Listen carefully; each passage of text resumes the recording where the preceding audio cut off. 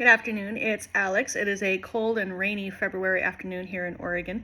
I'm sitting here having popcorn and hot tea together because I can't get warm. And if those don't go together, neither do my sweatshirt and my shirt anyway. So I'm just having a writing afternoon here, and I finally got an empty house, so I thought I would read a little bit more of Tempted to You. And in a few minutes, I'm actually going to record another video with a chapter of The Measure of Love, which I'm super excited about. So stay tuned, have a seat, and we're going to read the scene that almost made Tempted not a sweet book. It's a little bit warm, but it's still okay for PG-13. So anyway, enjoy. Here we are, chapter 37.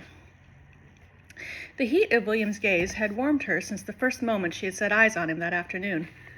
There was something altogether new in him, and it was not merely the freshness of his face without that pompous mustache.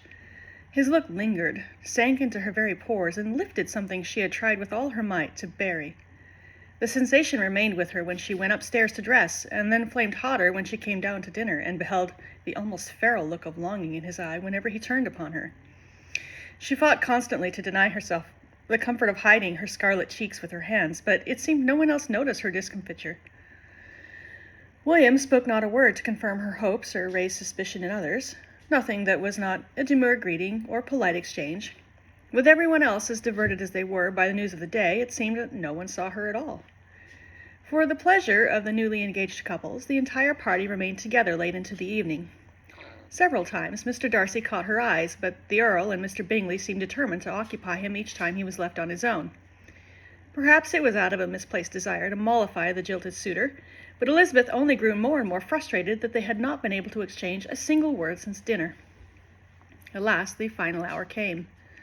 The Countess excused herself to bed, and out of proper custom all the ladies were expected to retire with her. The gentleman would be some while, and Elizabeth at last conceded defeat. She would not speak with him this evening, but there would be another day. She was the last out of the drawing-room, but she glanced once over her shoulder and found him still watching her. William Collins nearly fainted when Darcy offered to toast to his health. The ladies had all withdrawn, and Reginald broke out cigars and brandy for the gentlemen. A silence fell over them all, however, when Darcy made his offer. "Are you certain I did not offend you, Mr. Darcy?" Collins stammered. "I would never wish for that, not against your esteemed self." "No, Collins," he replied, "I am in earnest. I wish you both every happiness." "Well," the young man tugged at his waistcoat and fondled a new watch fob Darcy had not seen before. "Well," he repeated, that will do." The gentleman retired abnormally late. Darcy stood at the base of the stairs as the others went up, casting a longing gaze up the way she would have gone. How he ached to speak with her, to ask her if that feeling he saw playing in her eyes was truly for him. No opportunity this evening, but perhaps tomorrow. Yes, tomorrow for sure, or he would not be able to vouch for his sanity. For tonight, his body pulsed with anticipation of the following day. The brandy had done nothing to soothe him, and a book would not serve. He itched for something more physical, as Elizabeth had once said, and the word sparked off something intoxicating in his mind and body. And so, off to the billiards-room he repaired for a round of snooker, alone but for the spectre of a certain chestnut-haired damsel nestled round his heart. He had dropped 6 or 7 balls on his 4th round of play, his nerves now more ragged than when he had started an hour earlier. It was a risk approaching her. Even if she received him with joy, not all would be simple. Her status as a soldier's widow was still murky, and enlisting the support of Richard's family to court his former wife, however little she truly had been his wife, was a delicate matter. And that did not even address the open disapproval and perhaps even ridicule he would face among his peers for breaking off an engagement of some long standing with a wealthy socially elite heiress, only to give himself to a penniless American. For all that, he would do it 100 times, and then more. She was worth it, worth every risk and every lost friend. For if any could cross her path and not see why his untamed fawn of a woman had enslaved his heart, then they were a mindless fool, not worthy of his trouble. Still, that resolve did nothing to alleviate the way his blood seemed to skitter and his stomach to flutter.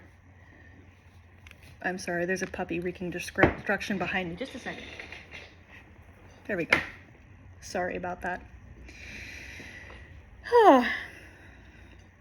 I'm really sorry, where was I? Even his hands were shaking on the billiard stick.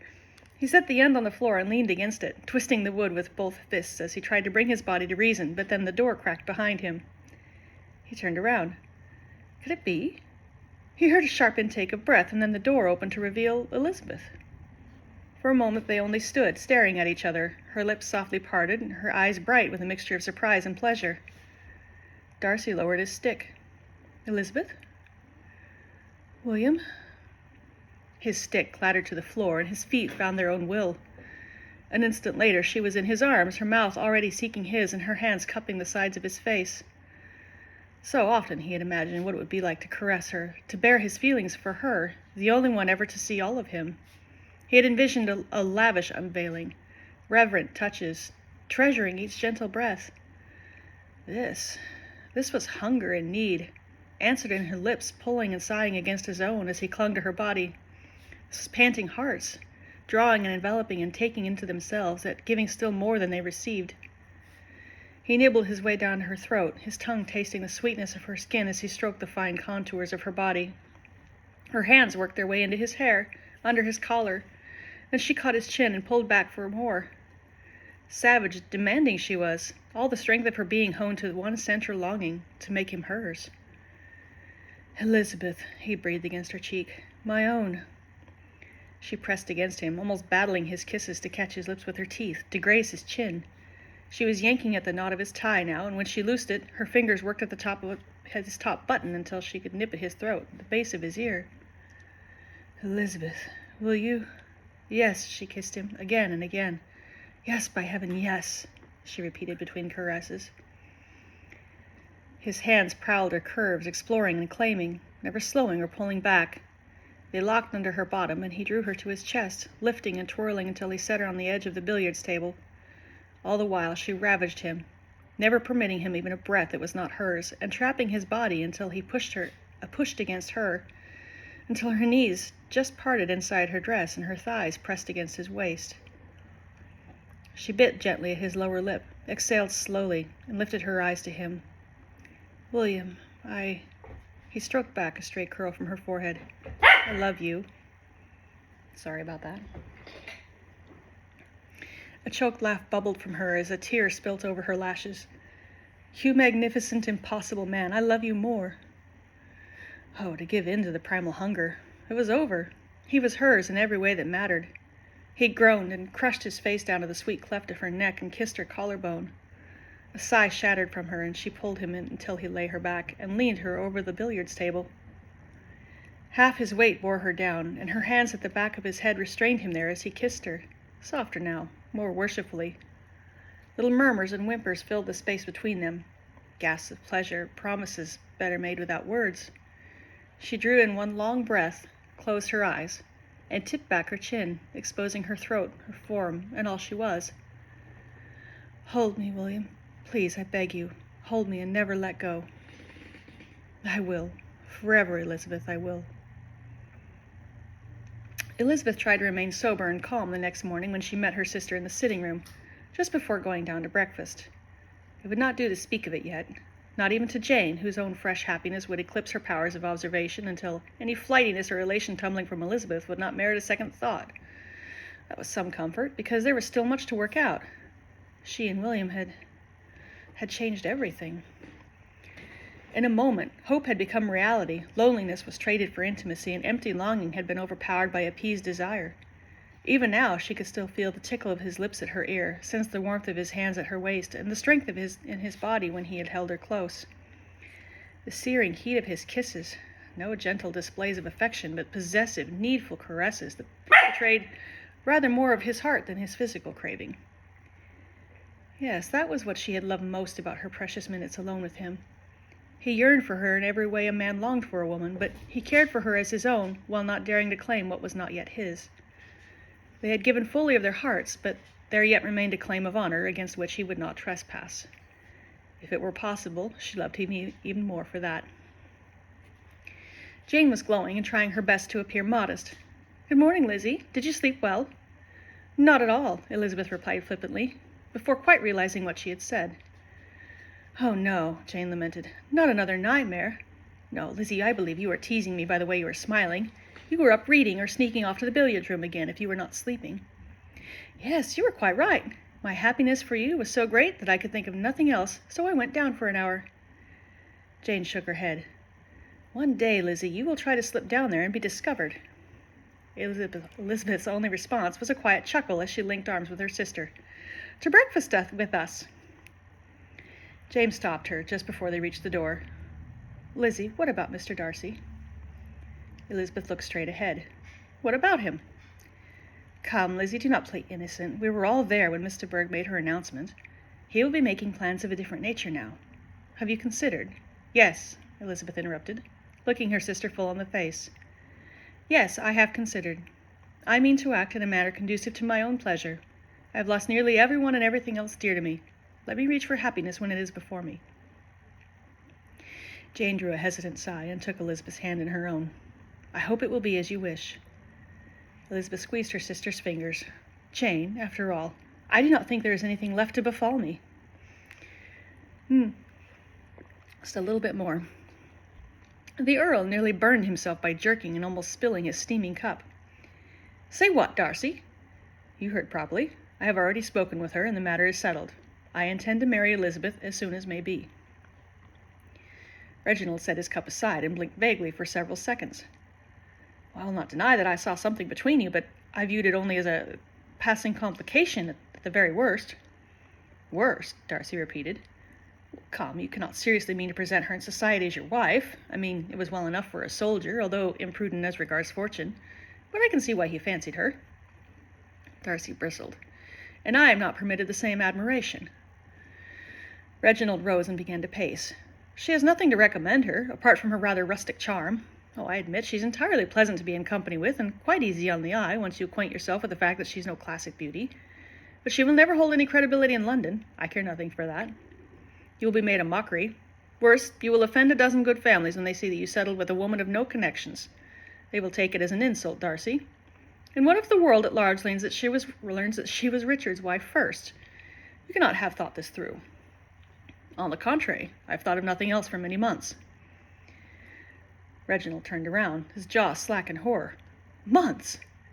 What did you mean to do? Keep her on the side while Anne— Do not even suggest that. Darcy joined his cousin on his feet and turned to the opposite direction, fisting one hand at his waist. Like you, I early noted Elizabeth's attractions. I found her company pleasurable, but I had no intention of breaching propriety, though I will not deny that I was tempted. And then, what? When you found out about Richard, you saw your chance? Darcy set his teeth and turned to face his cousin. That was not the way of it. Well, it surely sounds like it. Is that why Anne went off in search of greener pastures? I wondered at it, but it makes sense. Anne found what she wanted, Darcy interrupted. He took a moment to calm himself, then, You know as well as anyone that our betrothal was more of a last option than a mutual desire. It was not I who ended the engagement, yet I do not see you chastise her for it. Because Anne is not my cousin. Who will be affected but herself? She does not have a younger sister whose chances will depend materially upon her choices. Anne may have ended things, but it is you who will bear the world's censure for it, particularly if you take up with another so soon. They will think, By thunder, that is it. He stalked towards Darcy, his fingers curled in a threatening cuff. You've succumbed. Is she already carrying the heir to Pemberley? Do not be ridiculous. I do not think I am. You have fallen and taken her with you. You admitted yourself you were tempted by her. Darcy scoffed. There is a vast difference between acknowledging the leanings of one's private inclinations and indulging them. One is merely the awareness of danger, the other, transgression. And you, cousin, have such limited experience with women that I doubt you know where one ends and the other begins. I would wager that in 2 years you embraced Anne with far less frequency and passion than you have already done for her replacement.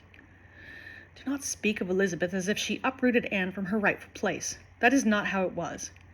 And if I confess to your suspicions, would that not rather confirm that my sentiments are fully aligned with my intentions? What it confirms is that your head is not the master of you at present. Really, Darcy, I have declared my intent, and I shall not back away from it. Reginald sighed and gazed at him with a deadpan scowl. Oh, that I know. If there is one thing I know about you, it is that you are too blasted stubborn to back down, even if it is for your own better good. But have you thought of Elizabeth in all this? What will be said of her? How will she be treated? A supplanter, an impostor, perhaps even a loose woman she will be called. Egad, she's often proclaimed her preference for a simple style of living, but you would make her the mistress of one of the largest estates in all northern England, and with no allies among this new sphere to support her. Will she truly be content? Or have you simply swept her off her feet until she cannot see what you are placing before her? She is not ignorant, Reginald. Moreover, her character is much more akin to my own than I think you understand. Reginald paced the room once more, then stopped and turned. What of Richard? Darcy bowed his head and nodded, his eyes low. You know I mean no disrespect to his memory. Mother will not understand that, and I dare say there will be many who will raise their eyebrows at the news. What news? We never told the world that Richard even had a wife. Reginald crossed his arms. And we still do not have a death certificate proclaiming her free to marry again. I'm not speaking of carrying her off next week. A few months, perhaps, long enough to see everything done decently. The Earl cocked a brow. And you can swear to me that nothing untoward will arise in that time. Good heavens, Reginald, no one ever made such assumptions when I undertook a long engagement before. Before, you still had your head affixed to your shoulders, but now I rather think another organ is leading you about. Darcy thinned his lips. My heart. Indeed it is, and for once in my life I mean to follow it. Have I your blessing? Reginald blew out a sigh and ruffled his hand through his hair. I will not withhold it, but only because I know it would not matter if I did object. Darcy grasped his cousin's hand. Fair enough. Okay, there we go. They are definitely engaged by now. So things going to be smooth sailing from now, right? Not unless you've read the book. Anyway, I hope you guys all have a great week, and I'm going to turn this off now and watch the channel for a preview of The Measure of Love. I had to think for a minute about the title. I'll talk to you guys soon. Bye.